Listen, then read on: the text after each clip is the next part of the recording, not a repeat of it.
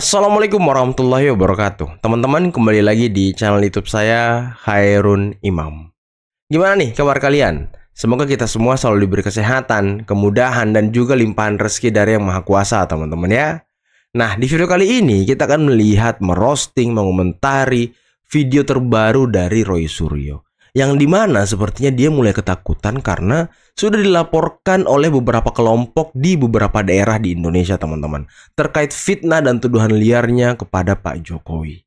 Tapi sekarang Roy Suryo ternyata minta bantuan dan mungkin minta dukungan dari Pak Prabowo. Aduh, nggak tahu diri banget orang-orang ini ya. Nah, selain itu teman-teman, ada video di mana Ferry Amsari yang juga membuat dirty vote, dirty provokator yang nggak ada gunanya itu, ya dia ini sedikit mengajari Pak Jokowi tentang adab. Waduh, luar biasa. Nanti kita akan lihat videonya ya. Dan saya tuh agak sedikit terkejut dengan komentar Pak Ganjar Pranowo ketika ditanya wartawan soal gerakan Purnawirawan TNI yang ingin melengsarkan Gibran Rakabuming Raka. Dan ternyata jawaban Ganjar sangat luar biasa, teman-teman. Nanti akan kita lihat juga seperti apa jawaban Mas Ganjar ya. Tapi sebelum kita mulai, jangan lupa like, subscribe, dan share. Dan tanpa perlu berlama-lama lagi, mari kita mulai videonya berikut ini. Roy Suryo siap hadapi proses hukum. Asik. Lucu. Kami berempat ya, saya, Dr. Ismon, Dr. Tifa, dan juga Pak Rizal Fadilah, itu akan dituntut dengan pasal 160 KUHP, di mana itu adalah pasal penghasutan. Ya, ini benar-benar lucu. Mas Suryo, Mas Roy Suryo, ketawanya itu lepas aja. Jangan ketawanya dibuat-buat. Jangan ketawa dengan penuh beban gitu. Lepaskan aja ketawanya. Jangan seolah-olah bersembunyi di balik tawa, tapi jiwa dan hati Anda itu tertekan gitu ya kan? Nggak apa-apa, ya. Kalau pasal yang dulu memang pernah sukses digunakan untuk melakukan kriminalisasi. Kriminalisasi waktu itu sukses, tapi waktu itu memang ada kekuasaan atau ada rezim yang memang mungkin dilawan oleh beliau, ya gitu, dan sukses. Tapi sekarang kita buktikan saja nanti apakah Presiden Prabowo masih akan membiarkan anak-anak bangsanya yang kami ini sebenarnya ingin mengungkapkan kejujuran dengan ilmu pengetahuan dan teknologi. Jadi ini pure science ya, untuk membuktikan kepalsuan skripsi dan juga kepalsuan ijazah, kok malah mau dipidanakan dengan pasal penghasutan. Nah, bentar teman-teman. Orang ini, si Roy ini, lagi-lagi bawa-bawa Presiden Prabowo. Untuk apa gitu? Untuk apa? Saya curiga teman-teman. Saya curiga dengan video ini nih. Ketika nanti ya Roy Suryo dan kawan-kawannya ini dipenjara, nanti isu yang muncul pasti kriminalisasi terhadap aktivis. Pak Prabowo masih di bawah telunjuk Jokowi. Pak Prabowo masih disetir Jokowi. Buktinya kami dipenjara, kami dikriminalisasi. Nah, gitu nanti omongan-omongan orang-orang ini, teman-teman. Udah kebaca dari videonya. Udah kebaca. Niat dan maksud dia ini udah kebaca. Bahaya. Ini bahaya, teman-teman. Jadi ini termasuk penggiringan opini, teman-teman. Jadi dia membuat pondasi opini awal bahwa Pak Prabowo tidak mungkin membiarkan anak-anak bangsanya dikriminalisasi. Nah, ini bahaya nih, teman-teman. Dan tadi dia katanya ini saintifik, ini ilmu pengetahuan.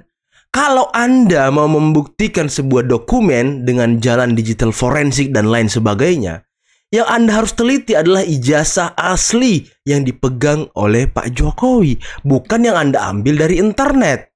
Nah, itu baru pembuktian yang jelas. Kalau Anda ngambil gambar hanya dari internet, itu nggak bisa dikatakan bahwa pembuktian secara ilmiah. Harus ijazah yang dipegang Pak Jokowi yang Anda teliti. Itu poinnya. Kalau Anda mau melakukan digital forensik katanya. Katanya kan dia ahli nih kan, ahli panci. Ya, jadi kami siap ya berempat untuk menerima tantangan ini. Dan terima kasih untuk warga masyarakat ya, baik itu lawyer, profesor, guru besar, sivitas akademika, dan juga masyarakat termasuk ulama yang telah memberikan dukungan kepada siapa yang dukung Anda? Sampaikan ke Pak Jokowi, kalau Anda punya adab, beri ruang Pak Prabowo berperan lebih banyak. Kecuali memang adab Anda yang kurang dan merasa Anda betul-betul dicintai orang. Lah, dibilang Pak Jokowi tidak ada adab. dan merasa dicintai orang. Kok merasa sih? Orang ini nggak lihat apa ya? Rumah Pak Jokowi penuh dengan warga setiap harinya. Karena warga cinta dengan Pak Jokowi. Bukan merasa. Pak Jokowi mah ya mungkin beliau santai-santai aja kalau nggak ada masyarakat yang datang. Justru mungkin Pak Jokowi lebih senang gitu kalau nggak ada yang datang. Karena ya capek juga teman-teman terima tamu tiap hari berdiri foto ya kan. Ya orang ini bahaya ini. Presiden-presiden lain selayaknya mantan presiden punya banyak pendukung. Dan mereka juga dicintai oleh rakyat pendukungnya. Cuman satu orang yang paling GR. Makanya saya bilang, paling GR sepanjang sejarah kita, mantan presiden yang 5 bulan ini selalu tampil di TV tidak berhenti-berhenti, seolah-olah mencari perhatian hanya Presiden Jokowi. Apa? Seolah-olah cari perhatian. Waduh. Yang cari perhatian dan terus-menerus menyerang Pak Jokowi, itu siapa sebenarnya? Yang terus-menerus menyebut nama Pak Jokowi di TV siapa? Dari awal setelah Pilpres, yang terus mengangkat-angkat nama Pak Jokowi yaitu yang pertama orang PDIP. Yang terus memfitnah Pak Jokowi, ingin mengambil alih partai lah, ingin kriminalisasi Hasto lah, kriminalisasi Anies lah. Semua tuduhan-tuduhan liar itu diarahkan kepada Pak Jokowi oleh gerombolan pembenci. Ijazah palsu lah. Jadi yang membuat keributan itu siapa? Bukan Pak Jokowi, bos. Tapi musuh-musuh Pak Jokowi. Pak Jokowi hanya dimintai pendapat. Apa pendapat Anda terkait dengan serangan Hasto? Apa pendapat Anda terkait perkataan ijazah palsu? Karena wartawan hanya ingin Pak Jokowi mengklarifikasi. Kok Anda menuduh Pak Jokowi seolah-olah ini cari perhatian gitu? Wah, ini pembuat dirty provokator kacau juga nih teman-teman. Jangan-jangan memang ada niat ya, ingin selalu menampilkan diri tak berhenti-henti, hanya ingin memberikan pandangan bahwa saya lebih baik dari Presiden Prabowo. Nah, framing jahat. Presiden Jokowi belajar adab ketatanegaraan. Ini framing jahat ini. Framing jahat banget ini teman-teman. Aduh. Sekali kita benci ternyata kepada orang ya. Itu ya apapun dilakukan oleh orang itu, kita sudah tidak bisa berpikir positif teman-teman. Semuanya hanya kebencian dan jangan-jangan kecurigaan. Nah ini Ferry Amsari sebenarnya bukan pakar hukum tata negara, tapi dia pakar jangan-jangan teman-teman. Saya juga kaget juga, masih benci juga sama Jokowi gitu. Padahal dia presiden gitu, punya legacy juga. Ada yang lemah, ada yang salah, ada yang keliru. Iya, tidak ada pemimpin yang sempurna. Betul. Dalam konteks seperti itu. Tapi saya kaget juga, masih ijazah. Oh ijazahnya tidak sih, itu mau apa? Kan begitu Musyad, sudahlah begitu. Iya, saya tidak tahu itu. Apa satu alasan pencopotan kalau konteksnya dalam lembaga kepresidenan, satu apa sih kesalahannya gitu, mesti ditunjukkan. Nah, betul yang kedua, Mas Ganjar nih. Pasti harus melalui parlemen ya. Maka penting untuk menjelaskan apa dari pikiran-pikiran itu, atau kalau ada kesalahan, baik juga kalau ditunjukkan. Tapi kalau tidak, sungguh saya juga tidak paham. Sejauh pemahaman saya dalam konstitusi, mekanisme itu melalui pemakzulan. Nah kalau mau makzul ada syarat-syaratnya itu. Nah, syarat itulah yang sampai hari ini saya belum tahu. Kalau Bapak sendiri lihat syarat-syaratnya terpenuhi nggak tuh Pak? Nggak ada syarat-syarat. Saya nggak tahu kok syarat. Maka mari kita bicara yang lain yang lebih produktif untuk bangsa dan negara ini. Nah, saya suka komentar Mas Ganjar nih. Mari kita bicara hal produktif untuk kemajuan bangsa. Dan memang itu yang harus kita lakukan teman-teman. Jangan kita mau disibukkan dengan hal-hal remeh-temeh, receh. Aduh, untuk apa teman-teman? Untuk apa? Mari kita berdiskusi tentang apa saja yang baik untuk bangsa kita. Ini kita disibukkan terus nih dengan adu domba nih. Ya, seperti kata Pak Prabowo, politik divide et impera. Ini jangan-jangan yang sedang terjadi. Daripada secara general atau secara umum, itu kan yang memverifikasi, mengklarifikasi, menlegalisir, atau yang memang berkompeten dalam hal sah atau tidaknya seorang calon untuk maju menjadi calon pemimpin satu daerah, bahkan satu kepala provinsi ataupun sebagai kepala negara, itu kan tidak main-main. Dimana kita tahu di situ pasti ada yang namanya TNI, ya, pasti ada namanya kejaksaan, pasti ada yang namanya kepolisian, pasti ada yang namanya orang akademis. Semua kumpul di dalam yang namanya KPU, ya, itu kumpul mereka untuk memverifikasi dan mengklarifikasi tentang kebenaran dokumen seseorang. Itu dulu. Jadi nggak gampang. Ya, kalau ujuk-ujuk hari ini lagi ya, setelah Pak Jokowi tidak menjadi presiden Republik Indonesia yang tercinta, itu masih ada lagi yang mempermasalahkan. Ini adalah satu hal-hal yang memang patut kita duga merongrong kedaulatan bangsa dan negara. Karena kenapa? Kenapa harus Jokowi yang harus dirongrong? Sementara beliau itu adalah presiden kita. Suka tidak suka, beliau adalah pemimpin kita 2 periode. Nah, untuk apa kita rongrong kedaulatan bangsa kita, seorang pemimpin negara kita, dengan cara-cara yang memang menurut saya pribadi tidak elok dan tidak elegan. Bahkan tadi saya bilang sudah ada putusan juga terkait undang-undang ITE. Dan kita dengar juga katanya ada lagi orang menggugat di pengadilan yang akan bersidang nih di Solo. Itu pun orang ternyata pada saat dia maju, kalau nggak salah ya, maju dia caleg atau apa, dia juga tersangkut itu. Ya, terkait dokumen palsu juga. Nah, ini gimana coba? Seorang yang mengajukan gugatan, legal standingnya hari ini sudah menjadi statusnya seorang tersangka. Nah, ironis di sini. Jadi, secara umum, secara general, saya dari segi hukum itu sudah kelar.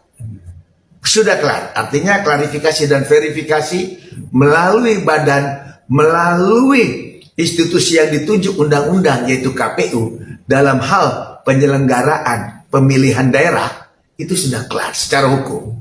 Nah, secara kebijakan publik, beliau itu sekarang kan bukan seorang presiden. Beliau sudah orang biasa. Betul. Sudah bukan siapa-siapa. Warga sipil Kenapa biasa. masih Ya kan? dirongrong? Kenapa kita masih repot? Itu yang saya nggak habis pikir. Saudara, tadinya saya penasaran kenapa mantan jenderal-jenderal ini ingin Gibran agar dilengserkan. Terus, tahu-tahu saya harus hormat sama anaknya. Padahal secara konstitusi, pengamat politik ya kan, pengamat Gibran nggak militer. punya salah apa-apa. Ketika pemilihan presiden, yang kita pilih adalah calon presiden dan calon wakil presiden. Ketika dinyatakan menang, yang dinyatakan menang adalah presiden terpilih dan wakil presiden terpilih. Ya, bahkan Surya Paloh juga mengatakan dia punya salah apa yang... Sayang sekali dengan seluruh penghormatan saya pada para senior. Karena tidak ada skandal yang menjadi suatu hal tuntutan agar pemakzulan, kan? Luar biasa hebat itu. Sudah dilantik secara sah melalui pemilihan umum dan kemarin sudah dilantik oleh MPR. Semua rakyat happy, ada 100 juta orang. Loh, kenapa ini para jenderal kok malah protes? Oke teman-teman, itulah tadi beberapa video yang bisa kita simak, yang bisa kita reaction pada kesempatan kali ini. Dan gimana menurut kalian? Gimana menurut kalian ucapan dari Roy Suryo, ucapan dari Ferry Amsari yang penuh dengan framing-framing jahat teman-teman, yang penuh dengan kecurigaan-kecurigaan. Apalagi Ferry Amsari, pembuat dirty provokator. Ini bukan pakar hukum tata negara, tapi pakar jangan-jangan teman-teman, pakar curiga-curiga gitu ya kan.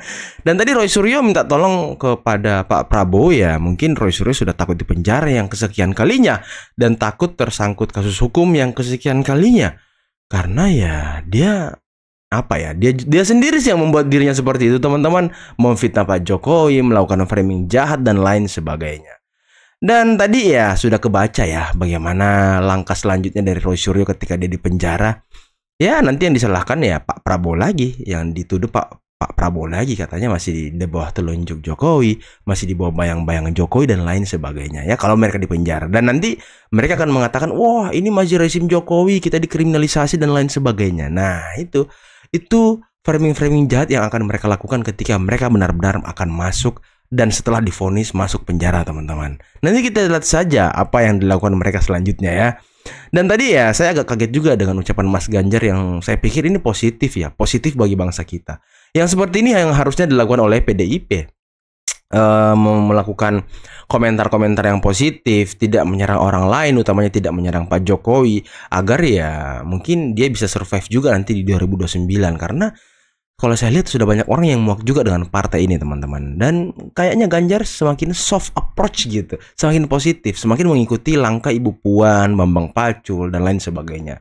Dan sikap-sikap PDIP lainnya seperti Bung Bima Arya Bima kemarin terkait dengan jasa Pak Jokowi itu juga sangat positif. Nah ini yang kita tunggu dari PDIP ini, hal-hal positif, jangan menyerang terus seperti Hasto. Nanti ya menyusul Hasto bahaya teman-teman ya. Dan tadi bisa kita dengarkan pakar hukum yang berbicara tentang soal ijazah Pak Jokowi juga sangat luar biasa. Beliau memberikan insight yang bagus, insight yang banyak. Semoga ini bisa mencerahkan kita semua ya. Dan mungkin cukup sekian dulu video kali ini. Jangan lupa like, subscribe, dan share videonya. Akhir kata billahi taufiq wal hidayah. Wassalamualaikum warahmatullahi wabarakatuh. Bye bye.